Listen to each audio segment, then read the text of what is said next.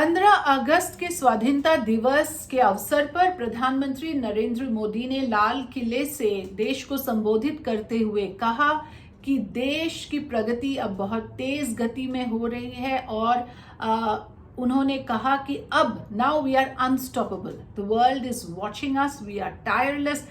India एक विश्व मित्र की रूप में इंडिया हैज इमर्ज्ड, तो उस तरह का दर्जा इंडिया को मिल गया है, भारत को मिल गया है दुनिया भर में।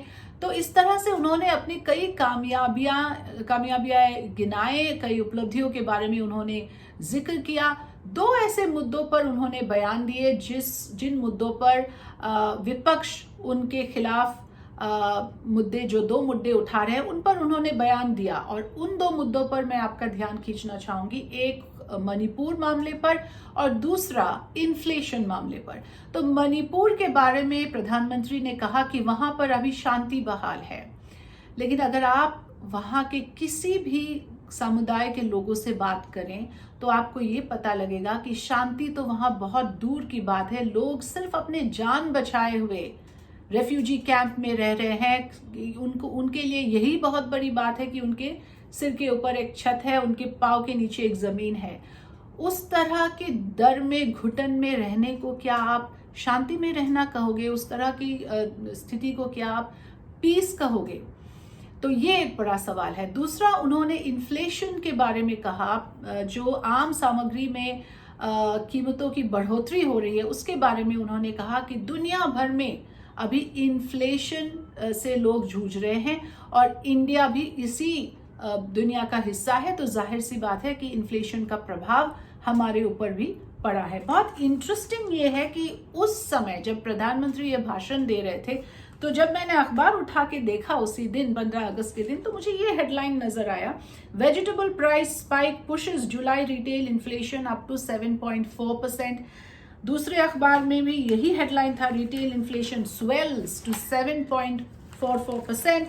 मतलब ये कि जो खाने की सामग्री है उस पर कीमतों की बढ़ोतरी का एक पूरा जो है डेटा उसी दिन अखबारों में निकला है। और मैं आपको दिखाना चाहूंगी, prices soar again pushed by rising food prices. July saw the highest monthly inflation in 15 months.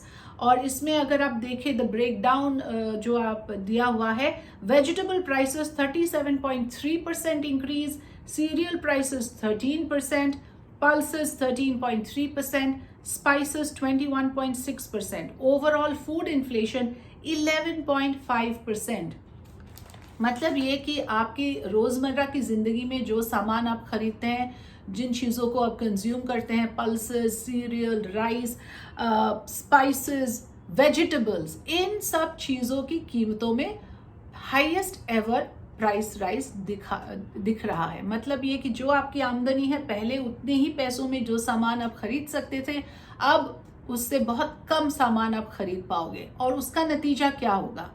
ये कि या तो फिर आपकी कमाई में बढ़ोतरी हो, या तो फिर आपकी आमदनी में बढ़ोतरी हो, या फिर आपको अपना लाइफस्टाइल जो है उसको लोअर करना पड़ेगा, उसके स्तर को नीचे लाना पड़ेगा, कम चीज़ें खरीदनी पड़ेंगी, क्योंकि उतने ही पैसे में आपको उतनी ही सामान, उतना ही खाने का सामग्री मिलने वाला है। And what is going to happen because of that?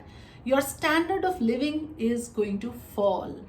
आप उतना सामान अभी नहीं अफोर्ड कर सकते हो उतने पैसे में।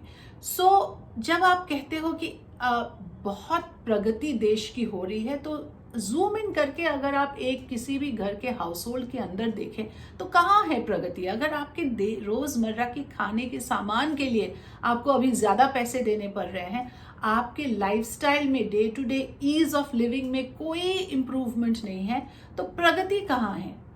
ये मैं आप पे छोड़ना चाहती हूँ। आप इस पर सोचिए और देखिए कि ये क्या अमृतकाल यही है?